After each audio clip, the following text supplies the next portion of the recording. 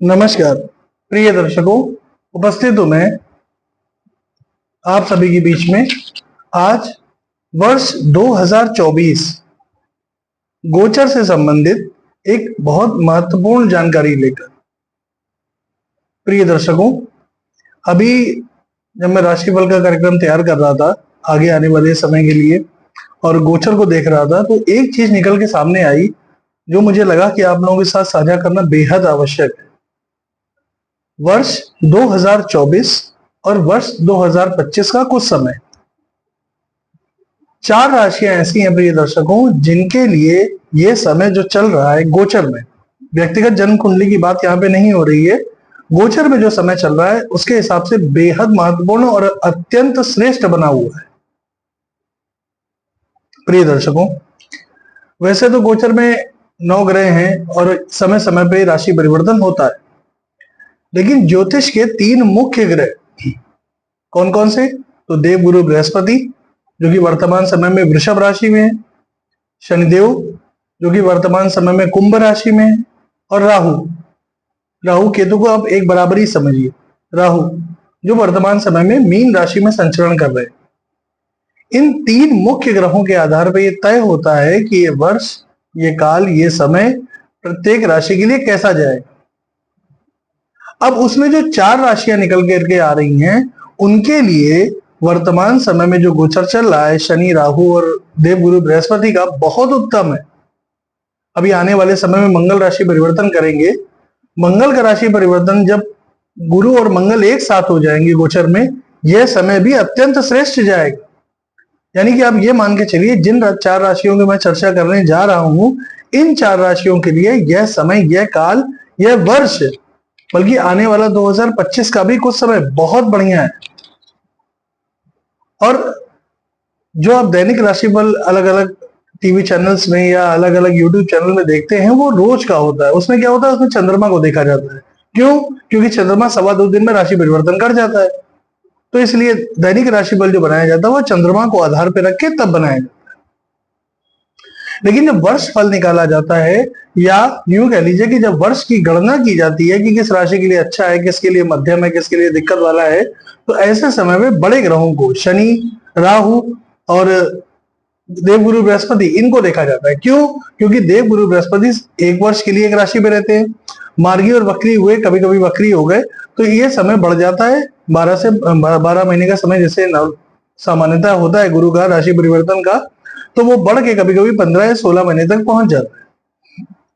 उसी तरीके से शनि एक राशि पे 2.5 वर्ष बिताते हैं। मार्गी वक्री हुए, कभी कभी ये भी देखने में आता है कि 2.5 वर्ष से ज्यादा वो समय ले लेते हैं, लेकिन सामान्यतः 2.5 वर्ष एक राशि पर वो व्यतीत करते हैं। राहु 18 महीने एक राशि पर रहता है। राहु जब गोचर करता है, जैसे वर्तमान समय में मीन राशि में गोचर है, तो पिछले वर्ष 2023 में अक्टूबर में राहु ने राशि परिवर्तन किया था, तो ये मई 2025 के आसपास तक ये 18 महीने का जो समय रहेगा, इसमें ये मीन राशि में संचरण करेंगे। उसके बाद राशि परिवर्तन करके कुंभ में जाएंगे, क्योंकि राहु उल्टा चलते हैं, वक्री ग्रह हमेशा वक्री रहते हैं। कभी चर्चा करेंगे इसके ऊपर। अब प्रिय दर्शकों, जो वर्तमान समय में स्थिति है, वो सबसे पहली राशि जो मेरे सामने निकल के आ रही है वो है वृषभ। वृषभ राशि के जितने भी जातक हैं उनके लिए यह समय, यह काल अति उत्तम बना हुआ है। उसका कारण समझिए। देखिए, वृषभ राशि पर ही देवगुरु बृहस्पति संचरण कर रहे हैं। हालांकि देवगुरु बृहस्पति वृषभ राशि के लिए कोई कारक ग्रह नहीं है, क्योंकि वो लाभ भाव के स्वामी होते हैं, साथ ही साथ कुंडली के 8वें भाव के स्वामी होते हैं। अब 8वां भाव किस चीज का है? तो 8वां भाव जो होता है कुंडली का, वो आपकी आयु का भी भाव है और आपकी मृत्यु का भी भाव है। तो बेवजह की कष्ट, मानसिक परेशानी, तकलीफें इत्यादि आपको देखने में आ सकती है। चूंकि लाभ के भी स्वामी हैं, तो धन लाभ के दृष्टिकोण से समय बहुत उत्तम है, इसमें कहीं कोई दिक्कत वाली बात नहीं। समस्या यह है कि जो लाभ भाव होता है वो छठे से छठा होने के कारण रोग को भी प्रदर्शित करता है। यानी कुंडली का जो छठा भाव है, जब वहां से गिनना शुरू करेंगे तो कुंडली का 11वां खाना होगा, वो 6 से 6 हो जाएगा। तो इसलिए जो कुंडली का लाभ भाव है वो भी रोग को दर्शाता है। तो इसलिए स्वास्थ्य का थोड़ा सा यहाँ वृषभ वालों को ध्यान जरूर देना है। बाकी केंद्र में शनि बैठे हुए हैं, गुरु और शनि का केंद्र का संबंध बना हुआ है। राहु आपके लाभ से संचरण कर रहे हैं, गुरु के साथ भी तीसरे 11वें का संबंध बना रहे हैं, बहुत बढ़िया है। बहुत ही बढ़िया। इस समय इस काल का पूरा लाभ उठाइए। वृषभ वालों के लिए मैं बता दूं कि जब ये मंगल के साथ युति बनाएंगे तो धन लाभ के एक से ज्यादा रास्ते खुलते हुए चले जाएंगे आपके लिए। आपका मेहनत और पुरुषार्थ बढ़ेगा। अचल संपत्ति का लाभ आपको हो सकता है जो कि इस समय पे आपके लिए बहुत बढ़िया है। साथ ही साथ आप जमीन में इन्वेस्टमेंट करना चाहते हैं, फ्लैट में करना चाहते हैं या कोई बड़ा इन्वेस्टमेंट करना चाहते हैं तो उसके लिए यह समय आपके लिए बहुत अच्छा चल रहा है। इसका लाभ उठाइए। ये समय आपका मार्च में, ये मान लीजिए 2025 के मार्च अप्रैल तक रहेगा, तो इसका संपूर्ण लाभ आप उठा सकते हैं। आप वर्तमान समय में जीवन साथी के साथ जुड़ करके कोई व्यापार करना चाहते हैं उसके लिए समय बहुत अच्छा है, या यूं कह दीजिए कि जीवन साथी के सहयोग से आपको व्यापार में लाभ होगा। ये बहुत बढ़िया समय है उसके लिए। अगर आपके संतान की चर्चा करें तो संतान पक्ष की प्राप्ति आपको होती हुई दिखाई दे रही है। अगर संतान आपके नहीं है और आप विवाहित हैं तो आपके संतान प्राप्ति के योग भी बन रहे हैं। और अगर आपका विवाह नहीं हुआ है तो ये वर्ष आपके विवाह के योग भी बना रहा है। तो कुल मिलाकर देखें तो वृषभ राशि के जातकों के लिए यह समय, यह काल बहुत अच्छा है। विदेश से जुड़ के कोई काम करना चाहते हैं, विदेश जाना चाहते हैं, यह समय बहुत अच्छा है, इसका लाभ उठाइए। प्रिय दर्शकों, दूसरी राशि जो है वो है कन्या। कन्या के लिए समय, यह काल बहुत बढ़िया बना हुआ है। अब कन्या के लिए अगर हम देखें तो देव गुरु बृहस्पति जो है समय कन्या राशि के लिए दशम भाव से गोचर कर रहे हैं, माफ करें, हाँ, दशम भाव से गोचर कर रहे हैं। और राहु कन्या राशि में सप्तम स्थान से गोचर कर रहा है। शनिदेव कन्या में छठे भाव में बैठे हुए हैं। छठे भाव में शनिदेव प्रबल शत्रुहंता योग बना रहे हैं। रोग, शत्रु और ऋण, इन तीनों से ये आपकी मुक्ति कराएंगे। अब चूंकि शनि वक्री भी हो गए हैं माफ करें, तो ये अत्यंत बली हो गए। ऐसी अवस्था में देखें तो कन्या राशि के सभी जातकों के लिए यह समय, यह काल बहुत अच्छा बना हुआ है। आपको इसका पूरा लाभ उठाना चाहिए। राहु सप्तम में हालांकि जीवन साथी के साथ वैचारिक मतभेद करा सकता है। बेवजह भ्रम की वजह से, कंफ्यूजन की वजह से स्थितियां थोड़ी सी गड़बड़ हो सकती है, लेकिन होगा आपके पक्ष में ही आगे जाके सब कुछ। तो बेवजह की चिंता मत करिए। भाग्य भाव में देव गुरु बृहस्पति का संचरण आपके लिए जबरदस्त। कन्या के लिए समय, यह काल बहुत उत्तम है, इसका संपूर्ण लाभ उठाना चाहिए। दूसरी चीज, ये बात मान के चलिएगा, संतान से थोड़ी दूरी हो सकती है इस समय पे। कारण कुछ भी हो सकता है, संतान से थोड़ी बहुत दूरी या संतान के स्वास्थ्य में इसका असर दिखाई दे सकता है, लेकिन इसका मतलब ये नहीं है कि कोई बहुत बड़ी समस्या की बात है। चीजें आपके पक्ष में है, इसका लाभ उठाइएगा।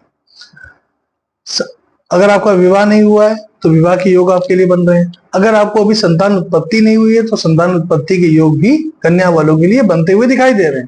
तो इस समय का लाभ उठाइए, आगे बढ़िए। व्यापार में आपको तरक्की मिल रही है, व्यापार आपको बहुत अच्छा चलने वाला है।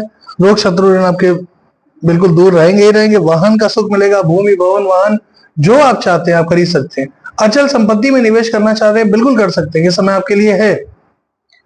आपके जो भी रुके हुए काम है वो सारे पूरे होते हुए दिखाई दे रहे हैं। आकस्मिक धन का लाभ, आपका पैसा कहीं फंसा हुआ है, कहीं रखा हुआ है, तो आकस्मिक धन का लाभ आपको प्राप्त होता हुआ दिखाई दे रहा है।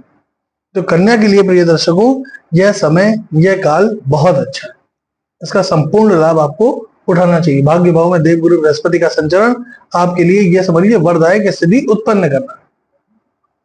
तीसरी राशि है प्रिय दर्शकों वृश्चिक। अब देखिए, वृश्चिक राशि को वर्तमान समय में शनि की ढैया भी चल रही है। तो शनिदेव चूंकि चौथे घर से गोचर कर रहे हैं तो ये क्षेत्र के कारक होते हैं। क्षेत्र मतलब जहां ये बैठते हैं उस भाव को बढ़ा देते हैं, उस भाव के प्रभाव में वृद्धि करते हैं। तो क्षेत्र के कारक होने की वजह से भूमि, भवन, वाहन का सुख, स्व उपार्जित धन का सुख, ये आपको प्रदान करेंगे। घर में हालांकि थोड़ा सा डिस्टर्बेंस रहेगा, थोड़ा सा मन मुटाव, कलह की स्थिति बनी रहेगी, लेकिन हालांकि उससे कोई ज्यादा चिंता वाली बात नहीं। लाभ के दृष्टिकोण से इस समय आपके लिए बहुत बढ़िया है। सप्तम स्थान पे देव गुरु बृहस्पति संतान के योग भी बना रहे हैं आपके लिए। संतान प्राप्ति अगर नहीं है, संतान प्राप्ति होगी।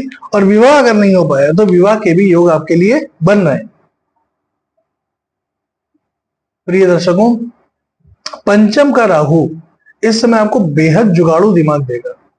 आपके दिमाग में ये निकेन प्रकार का पैसा आना चाहिए, चाहे जैसे आना चाहिए, काम होना चाहिए चाहे जैसे होना चाहिए। एक तिकड़मी दिमाग, एक जुगाड़ू दिमाग जो होता है ना, वो इस समय आपके पास है। गलत चीजों में तो नहीं कहूंगा, लेकिन हाँ सही चीजों में अगर आप इसको इस्तेमाल करें तो यकीन जानिए ये समय आपको बहुत ऊपर लेके जा सकता है, बहुत ऊपर। हर तरीके से गोचर आपके फेवर में जा रहा है। अचल संपत्ति का लाभ मिल रहा है, नई नौकरी आप करना प्राप्त नहीं हो रही थी, नई नौकरी के योग बनेंगे। विवाह नहीं हो पा रहा था, विवाह आपका होगा। संतान प्राप्ति नहीं हो पा रही थी, संतान प्राप्ति के योग आपके लिए बन रहे हैं। उन्नति, मान कुल मिला के आपके कार्यक्षेत्र में उन्नति हो रही है। व्यापार आप नया शुरू करना चाह रहे हैं, बिल्कुल कर सकते हैं, कोई समस्या वाली बात नहीं है। जीवन साथी के आगमन के साथ ही, या अगर आपकी विवाह हो चुका है तो जीवन साथी के सहयोग से आपको जबरदस्त लाभ की होता हुआ दिखाई देता है। व्यक्तित्व आपका भव्य बनेगा, क्योंकि लग्न में देवगुरु बृहस्पति देख रहे हैं। ज्ञान, परिमार्जित ज्ञान, इस समय इस काल का पूरा लाभ उठाइए। जितने भी आपके रुके हुए कार्य थे, एक एक करके सब बनते चले जाएंगे।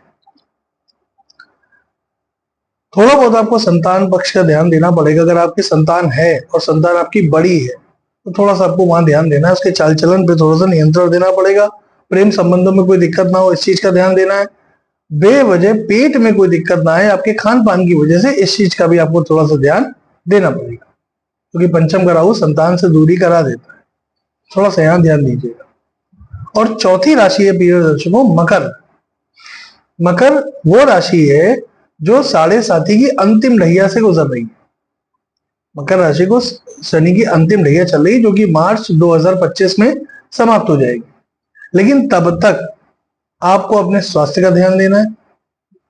पेट में कोई दिक्कत ना हो, इस चीज का ध्यान देना है। पेट में खासतौर पे कोई दिक्कत ना हो, इस चीज का ध्यान रखिएगा। बाकी अचल संपत्ति का लाभ, शेयर मार्केट में नए सिरे से निवेश करना चाह रहे हैं, बिल्कुल कर सकते हैं, आपको सफलता मिलेगी। नया व्यापार शुरू कर सकते हैं, पार्टनरशिप में व्यापार शुरू करना चाह रहे हैं, बिल्कुल कर सकते हैं मकर राशि के जातक। शिक्षा के लिए अगर विदेश जाना चाहते हैं तो ये बहुत बढ़िया समय है।